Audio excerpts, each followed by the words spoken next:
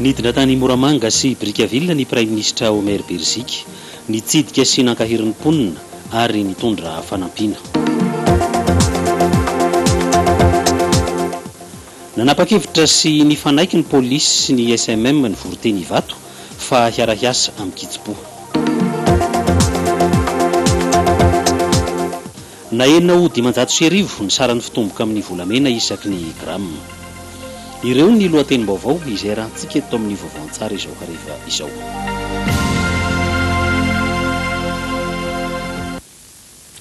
Miravantsika rehetra tompoko ary manasantsika hanaraka ny vaovao an-tsara ny televiziona malagasy araka nefa nahitantsika azy teo amin'ny lohatenim-baovao dia nivory teny Ivato nandritry ny adiny 7 ny polisy sy ny SMM ka rehefa avy niady hevitra nandritra izay adiny 7 izay dia nifanaiky fa hifandraitanana sy hiara-hiasa amin'ny kitsipo.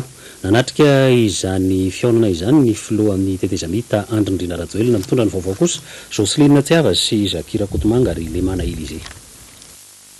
Samby nifanaiky ny mpitsara sy ny polisy pirenena fa hanao fanapahan-kevitra iraisana isian'ny fifampitokisana eo amin'ny fiara-miasa misy eo amin'ny rotonto. Ny farana tamin'ny fandraisan-tanana marika ny fandravonana ny olana nisy teo amin'ny rotonta ny dinika natrehan'ny filohan'ny tetezamita Andrinirina Rajoelina sy ny Prime Ministre lehibe ny gouvernemanta Jean Omer Berzika izany.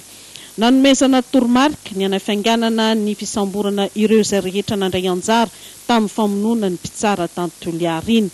Nanapa-kevitra ny fitondram-panjakana hanao fanambarana ofisialy mikasika ny tokony hanajana sy tsy azo hanoerana ny didim-pitsarana na amin'ny fomba inona na amin'ny fomba inona na avy amin'izy na avy amin'izy ka tsy nanaovana fampakarana na fanohanana intsony voie de recours.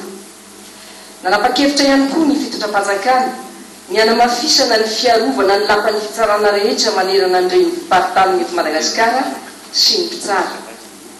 Hanao fanambarana an-tsoratra mba tsy isian'ny fanelanelanana na avy aiza na avy aiza na avy amin'izy na avy amin'izy na eo anivon'ny fitsarana na eo anivon'ny polisy pirenena.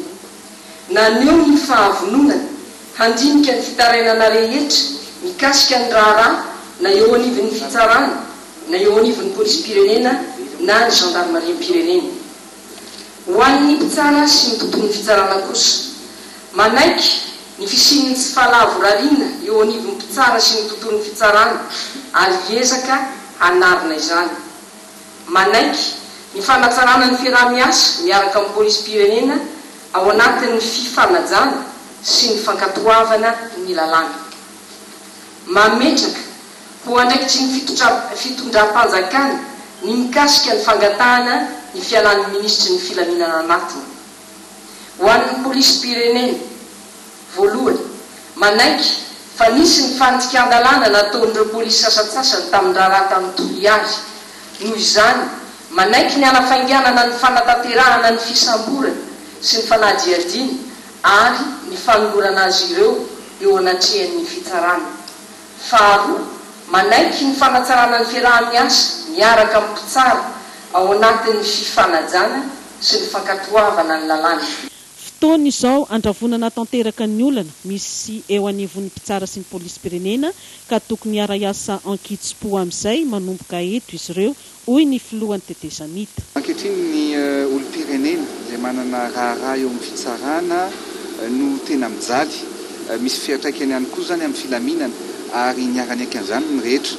Ny ezahana atao anatin'ilay izy dia hoe tsisy ny fanereny na avy aiza fa dia akinina amin'ny fahendreny rehetra amin'ilay izy ary natsapan'izany rehetra hoe ny vahoaka malagasy ihany, ny olona ihany any no misy fiantraikany amin'ny zareo zany izao zavatra mitranga olan'izao hoe. Mazava angamba ny teny sy ny fanambarana nataoko teo hoe izahay dia miandrandra mihitsy amin'ny fahaleovan-tena ny fitsarana, zany hoe mba tena izay didim-pitsarana avoaka eo dia eken'ny rehetra ary tsy isiny koa ny fitsabahany ny olona na iza amin'izay didim-pitsarana tokony avoaka ny fitsarana. Fantatra taorian'ity dinika ity fa ho hisy ny service minimum eo anivon'ny asan'ny fitsarana manerana ny nosy amin'ny alatsinainy 20 febroary 2024 izao, izay efa noresanin'izy ireo rahateo izany tamin'ny fikanandohan'ny mpitsara farany teo.